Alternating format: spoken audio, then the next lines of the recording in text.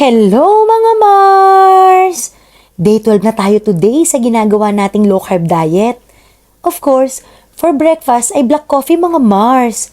Naka 20 hours and 19 minutes ng fasting pala ako today. Ito pala ang foods natin for today's video. Lechon manok, buttered shrimp, pipino, at syempre ang lemon chia seed water natin Mars.